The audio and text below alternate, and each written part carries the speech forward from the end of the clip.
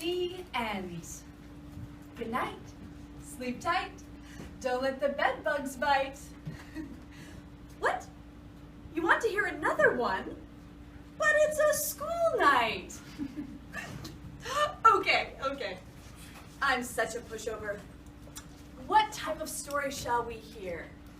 How about a tale for our times? A field of dreams fenced in by white picket. The story of the young man and woman that we all hope to be someday. Too bad that's what you're getting.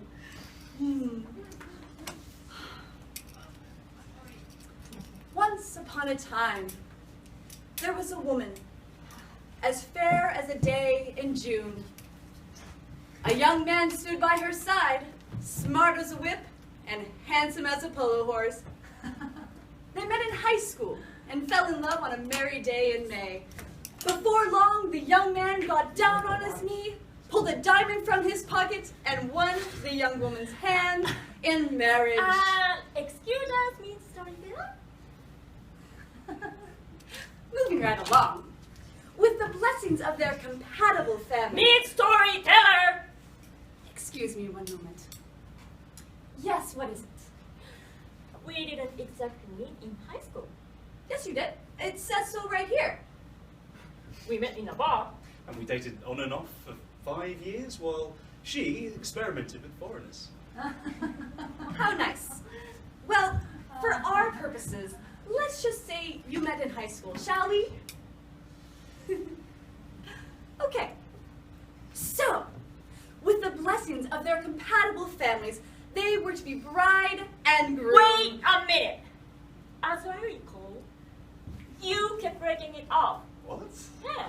Then you'd want me back the minute I had a new boyfriend. Oh, well, that certainly didn't stop you running the arms of the first guy who had an accent. Excuse me.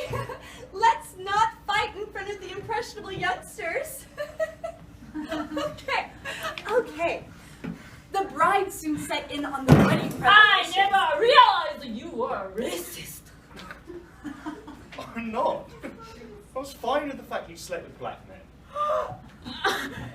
You are assuming that racist automatically refers African Americans.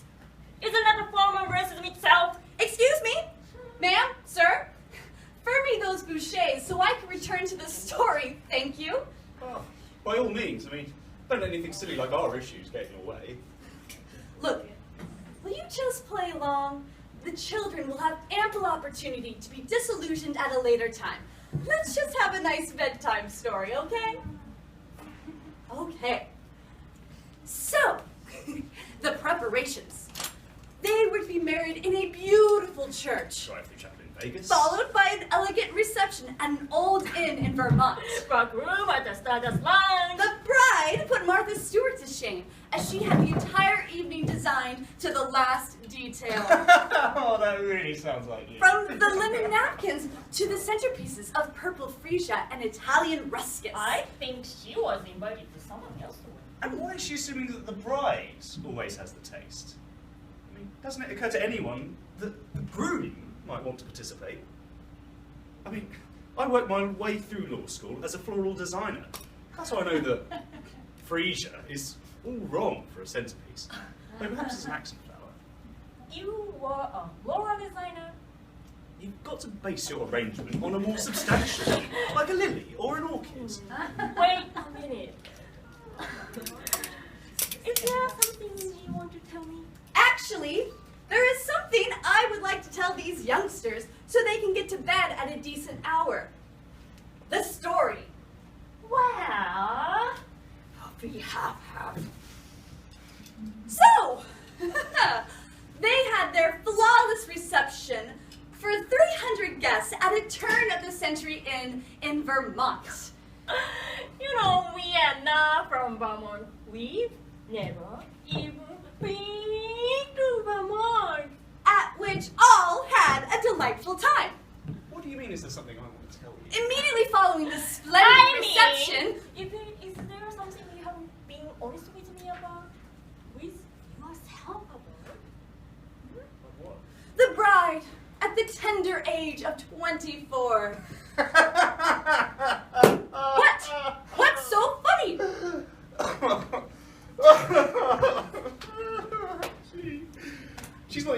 to 24. Now look here, Buster Brown. Whose story is this? Ours. Wrong. This is a fairy tale. I'm going for prototypes. But I'm 35! Yeah! Well, in this story, you're 24. The average American woman gets married at 24. Then, how does that make him? 27. What? How old's he really? Oh, I'm the one who's 24. Isn't that a little young to be getting married? Hey!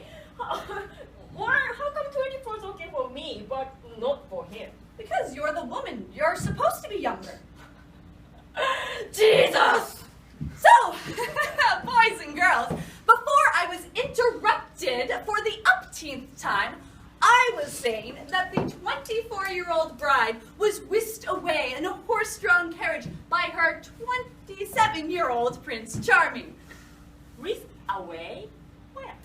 I don't know. To the airport. The airport? Mhm. Okay. Which one? The airport of Vermont. Huh. There is one in Burlington and one in Montpelier. How do you know that? I majored in geography. You did? Yeah. So, Miss Fancy Pants, which one was it? The one where you took your flight to Hawaii for your honeymoon. You know, this whole fairy tale is completely out of hand. And you know there is no flight from Vermont to Hawaii. You have to fly to Logan or LAX or worse. And anyway, I highly doubt there's a little house in the terminal. Oh, for God's sake, what's the big deal in telling the children a nice bedtime story? No one's life turns out like that. How many of those kids will live up to your version of the story? None! They can't! It's too much pressure. It's like, why Catholic women are all messed up? You can be a virgin and be a mother! Ha! And bread! I probably shouldn't have married you to begin with. Shayna! How can you say that?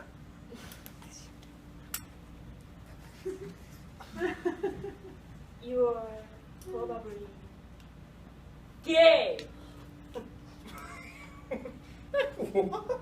What? Come on. How many straight male horror designers do you know? I need to understand something. That's what you thought I needed to be honest about.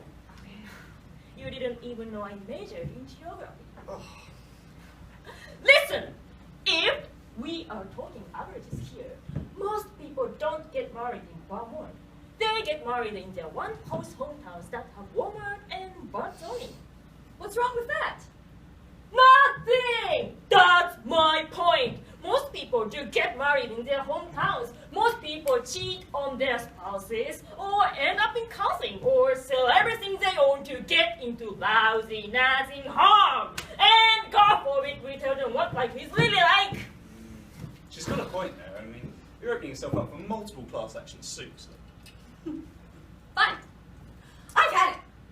You want the truth, the whole truth, and nothing but the truth. The proverbial hook, line, and sinker. The whole enchilada. Because far be it from me to give these children something at which to aspire to.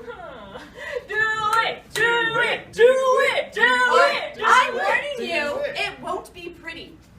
We stand order. What's that? I'm such a pushover. Once upon a time, in a trailer park not so far from here, there was a woman approaching middle age who drank a lot of bourbon, smoked a pack a day, ate at places where they throw peanut shells on the floor, All right already. and a young, slightly effeminate man who took it up the ass one time from a fellow Eagle Scout. But since it happened only once, when he was 17 and drunk on Kahlua, he still considered himself straight. Hey, hey, hey. The young man and woman met in a bar one night, where they got drunk and slept together afterwards at her place.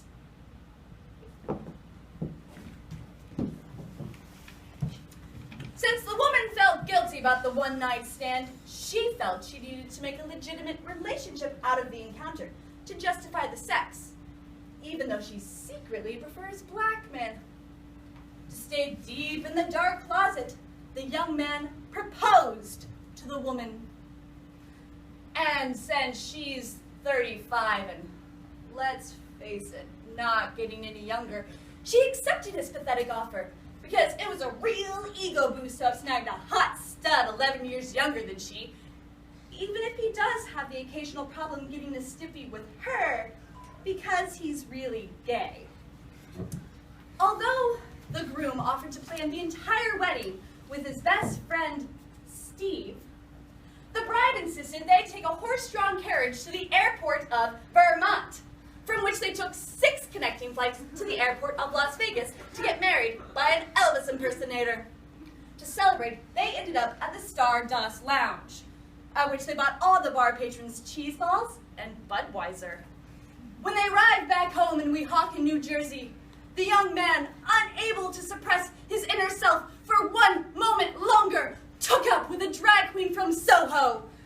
And the bride, realizing she'd never be a mother, consoled herself with Xanax and vodka, and died of a somewhat accidental overdose 3 years later. The groom, now 27, took up wearing cowboy hats and chaps and made the unfortunate mistake of taking a trip to Wyoming on business, where he was dragged to his death by a 4x4 driven by homophobic rednecks. The drag queen wrote a play about it, in which he played all the parts, won himself a Genius Grant, and landed himself a talk show on New York City cable access.